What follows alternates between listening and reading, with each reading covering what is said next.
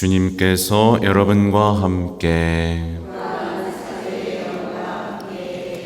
마르코가 전한 거룩한 복음입니다. 주님 영광 받으시옵소서. 그때 율법학자 한 사람이 예수님께 다가와 모든 계명 가운데에서 첫째 가는 계명은 무엇입니까? 하고 물었다. 예수님께서 대답하셨다. 첫째는 이것이다. 이스라엘아, 들어라. 주 우리 하느님은 한 분이신 주님이시다. 그러므로 너는 마음을 다하고 목숨을 다하고 정신을 다하고 힘을 다하여 주 너의 하느님을 사랑해야 한다. 둘째는 이것이다. 내 이웃을 너 자신처럼 사랑해야 한다. 이보다 더 큰 계명은 없다. 그러자 율법학자가 예수님께 말하였다. 훌륭하십니다, 스승님. 그분은 한 분뿐이시고 그 밖에 다른 이가 없다 하시니 과연 옳은 말씀이십니다. 또 마음을 다하고 생각을 다하고 힘을 다하여 그분을 사랑하는 것과 이웃을 자기 자신처럼 사랑하는 것이 모든 번제물과 희생 제물보다 낫습니다. 예수님께서는 그가 슬기롭게 대답하는 것을 보시고 그에게 너는 하느님의 나라에서 멀리 있지 않다 하고 이르셨다. 그 뒤에는 어느 누구도 감히 그분께 묻지 못하였다. 주님의 말씀입니다.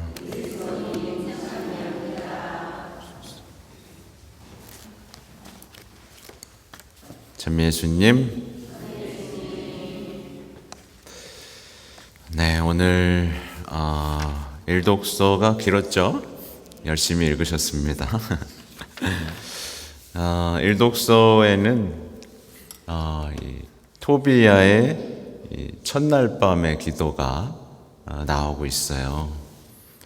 여러분들도 다 첫날 밤이 있었죠? 네, 왜 웃어요? 이 첫날 밤에 이 토비야의 기도는 대단히 아름답죠. 하느님을 먼저 찬미드리고, 그리고 그 창세기의 창조 때의 말씀을 기억합니다.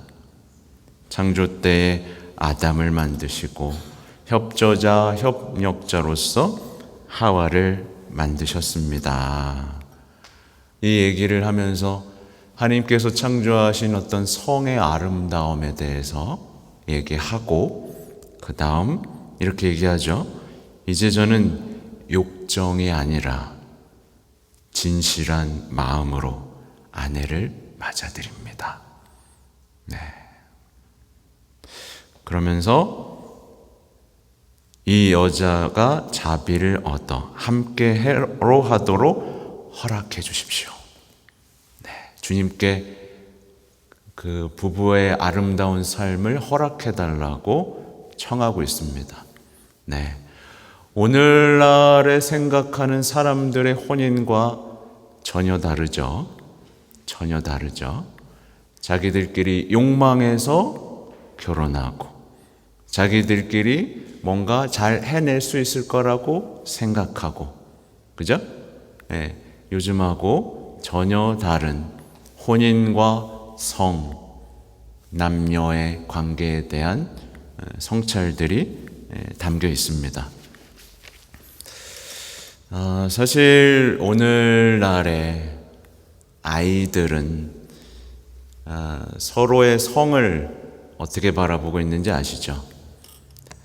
아이들은 아주 어릴 적부터 야한 동영상, 요즘 야동이라 그러죠. 포르노 이런 것들을 보면서 남성과 여성, 이성을 욕망의 대상으로 바라보기 시작하고 살아갑니다. 그의 인생은 이미 끝난 겁니다.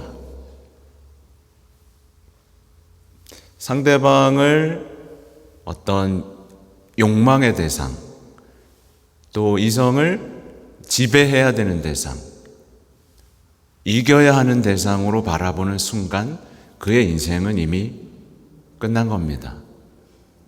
행복해질 수가 없어요. 그래서 저는 아이들에게 미사 시간에 자주 얘기를 해요. 얘들아, 너네가 그런 영상을 보는 순간 너네는 피해자가 되는 거야. 너희들은 더 이상 상대방을 사람으로 보는 게 아니라 욕망의 대상으로 볼 수밖에 없는 거고, 그 관계는 이미 끝난 거야. 너희들 이제 제대로 사랑할 수 없게 되고 제대로 관계 맺을 수 없는 사람이 돼버리는 거야. 너네는 이제 피해자가 되는 거야. 라고 얘기를 합니다. 정확한 얘기죠? 네. 욕망이 내 삶을 지배하는 순간 그 사람은 행복해질 수가 없습니다. 아무튼 저도 남자잖아요. 그래서 어떤 그 욕망, 그래도 저는 많은 보호를 받고 지냈어요. 남들보다는. 근데 어느 순간 그런 나쁜 음란함이 제 안에 들어왔고, 신학교에서 그래서 그와 관련된 책들, 그러니까 하느님이 만드신 아름다운 성에 대한 많은 책들을 공부하고 연구를 해야만 했습니다. 거기서 해방되기 위해서 발버둥을 쳤던 거죠. 그러다 보니까 어쩌다 보니까 제가 신학교 때 저희가 가장 전공한 과목은 어떻게 보면 특수윤리예요. 그래서 성과 생명과 관련된 것들. 네. 쉽지 않은 과목인데 저는 재밌게 공부를 했습니다. 그래서 제가 졸업 논문이 연명의료, 안락사 이런 것들이에요. 그러니까 의료윤리 이런 것들을 전공을 했습니다. 그래서 가끔 병원에 있는 신부님들이 저한테 전화도 하고 그럽니다. 네.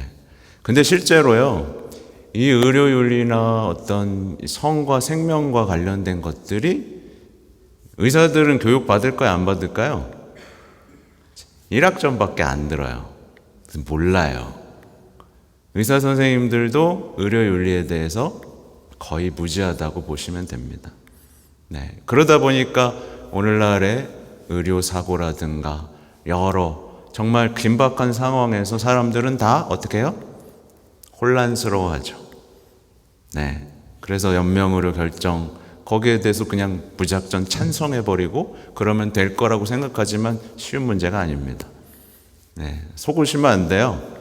네. 결국에는 의사들이 이런 얘기하면 좀 그렇지만 병원에서 책임지지 않는 결정권을 주는 거예요.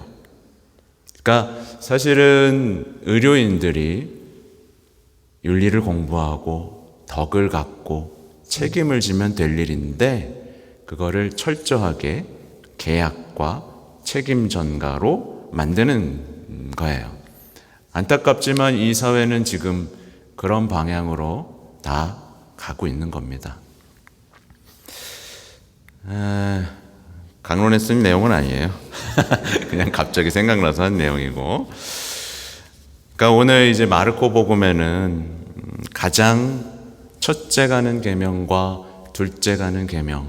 그러니까 우리 그리스도인들이 가장 중요하게 생각해야 되는 두 계명이 나오고 있어요. 하나는 하느님을 정말 내 온 모든 것을 다해서 사랑해야 된다는 게 첫 번째. 그리고 이웃을 내 몸같이, 나 자신같이 사랑해야 된다는 것이 두 번째 계명입니다. 이거보다 중요한 계명이 있을까요, 없을까요?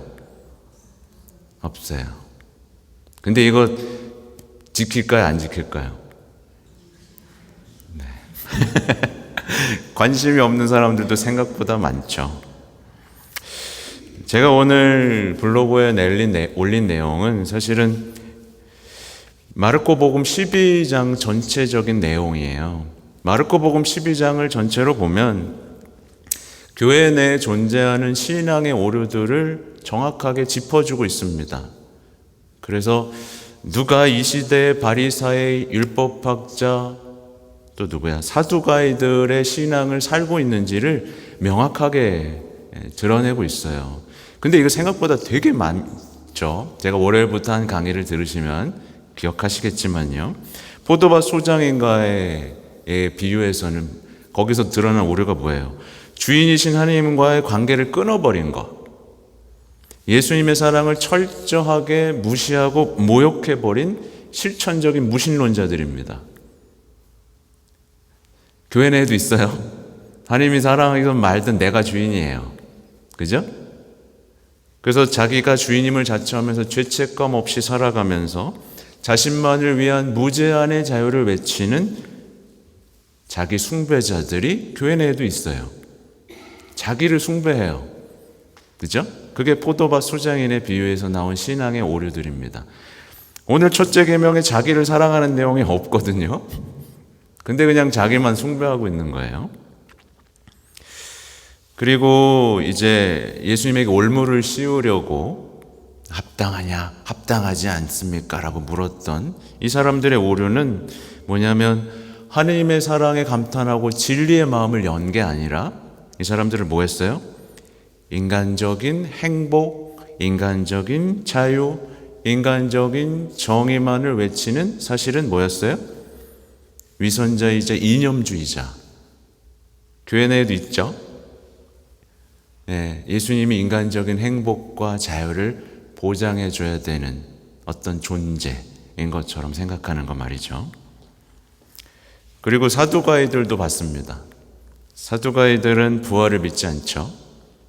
근데 실제로 우리 신앙 안에서도 우리 십자가를 앞에다 두고 부활에 대해서도 배우고 매일 기념하는데 사실은 성당에 와서도 부활이 없는 것처럼 마치 현세적인 축복, 은총이 신앙의 전부인 것처럼 얘기하는 세속적인 신앙인들이 있죠.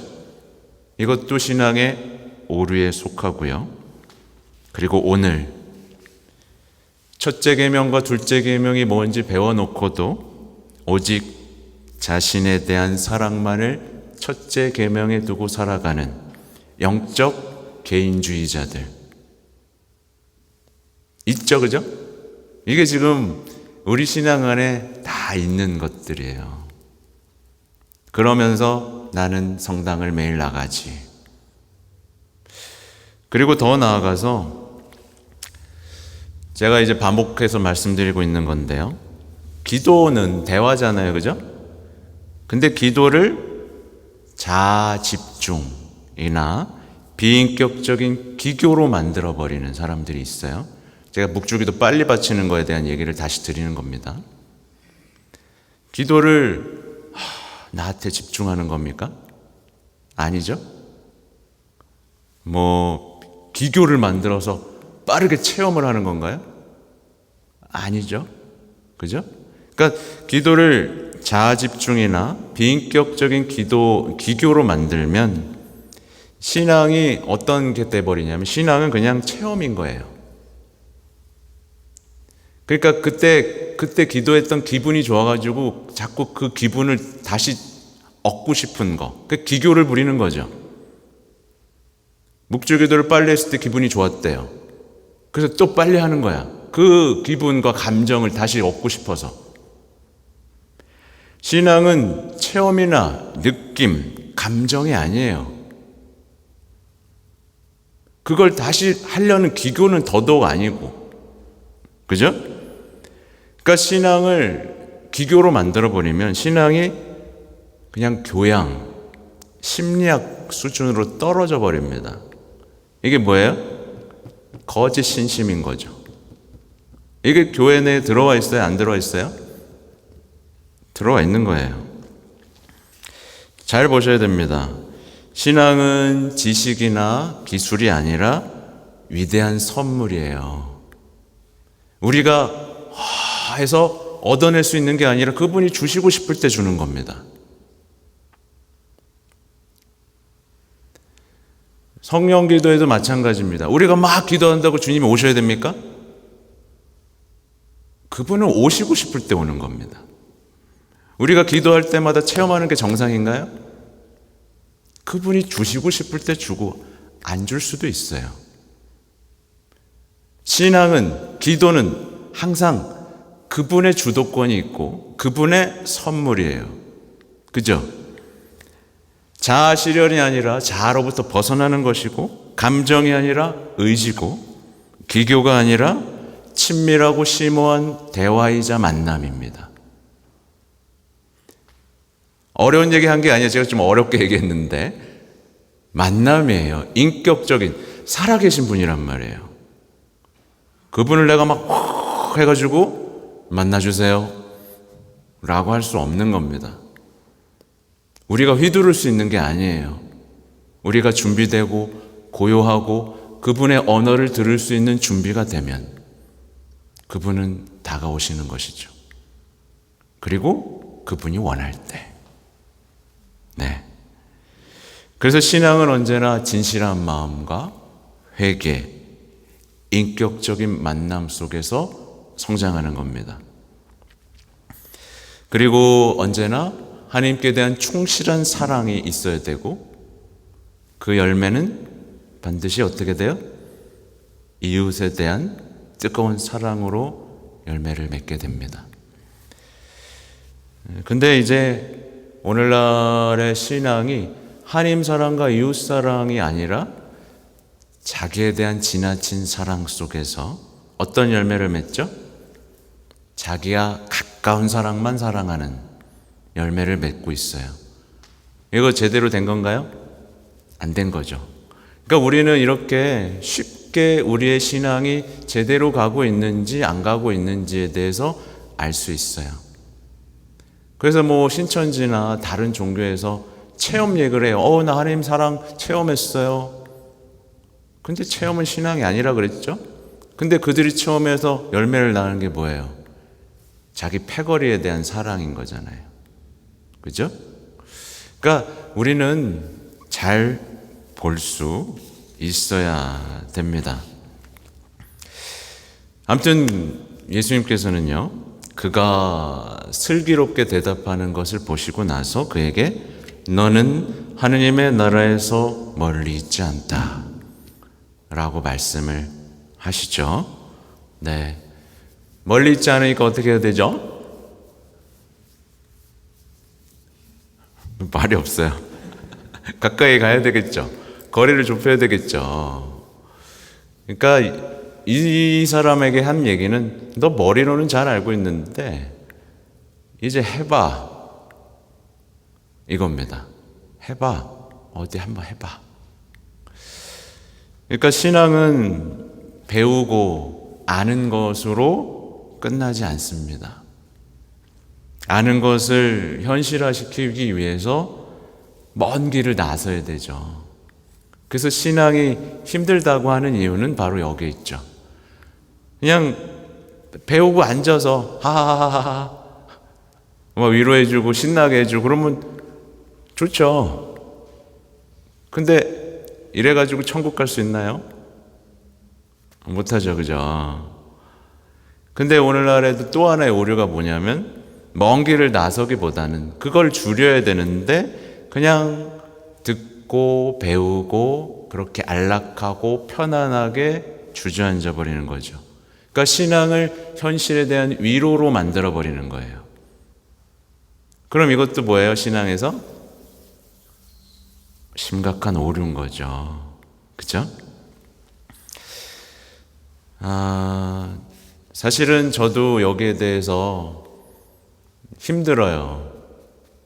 말만 하는 사람 같아서. 그래서 어떻게든 해보려고 준비하고 노력하고 있습니다. 근데 이웃사랑은요, 진짜 쉽지 않아요. 예를 들면 이웃 불쌍한 사람들한테 준다고 하면 그 사람들이 고맙다고 해요? 아니요. 막 더 달라고 그러고 막 이거밖에 안 주냐고 그러기도 하고요. 그죠? 오히려 모욕을 줄 때도 있습니다. 그리고 도와준다고 해서 그 사람들이 착해지나요? 때때로는 돈을 주면 술을 먹기도 하고. 그죠? 우리가 도와준 만큼 그 열매들이 보이나요? 꼭? 안 보여요. 우리가 이웃을 사랑하면 오히려 우리는 실패하기도 하고 이게 무슨 소용이 있나라는 생각이 들기도 하고 이렇게까지 해야 되나? 라는 생각이 들죠. 그래서 우리는 어떤 선택을 하죠? 안전하게 도울 수 있는 길을, 선을 넘지 않고 도울 수 있는 방법들을 찾죠. 그것이 바로 복지죠, 그죠? 사실 우리는 그래서 선을 좀 넘어야 돼요. 다른 건 선을 지켜야 되지만 이웃사랑에서는 선이 좀 있으면 안 된다고 저는 생각을 합니다. 특히 착한 사마리아인의 비유에서도 봤지만 선을 지켰으면 못 지켰어요. 해야 할 것도 있고 그 사람이 어떻게 나올지 모르죠. 네가 내 돈 가져갔지 뭐. 이럴 수도 있잖아요. 선을 넘은 거예요.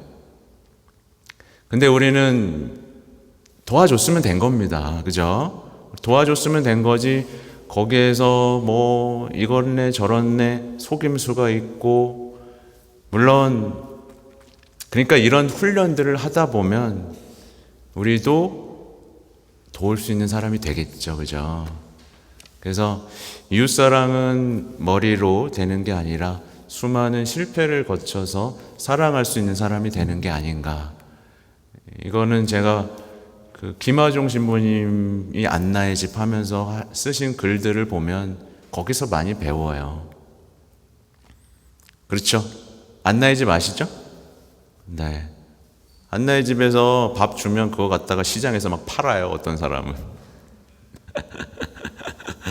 그러니까 엉뚱한 일들이 벌어지지만 그렇다고 그런 사람들 때문에 우리가 이웃사랑을 멈춰버리고 해봐야 소용없다 그러고 무관심으로 거둔다면 사실 그게 더 슬픈 인생 아니겠습니까? 그죠?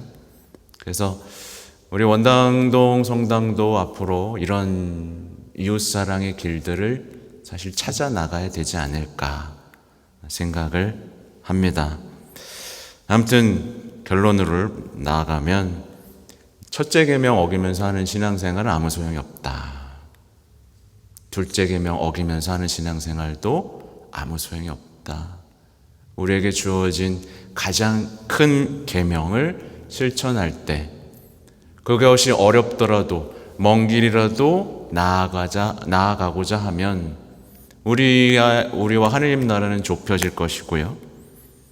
그리고 사실은 아까 우리 입당성가 부를 때 내게 해준 것이다 라는 말씀 얼마나 아름답습니까? 그죠? 네. 그게 현실적으로 아름답진 않을지라도 우리는 사람에게서 위로받는 게 아니라 분명히 하나님에게서 오는 위로 속에서 이웃사랑을 포기하지 않고 실천할 수 있는 그때가 오겠죠. 그러면 그 사람을 성인이라고 부를 수 있겠죠. 그때서야 하나님 때문에 이웃에게 모멸을 당할지라도 사랑하니까요. 네. 우리 모두가 그렇게 될 수 있기를 바랍니다. 네. 또 제가 그렇게 되도록 기도를 많이 해주시기 바랍니다. 아멘.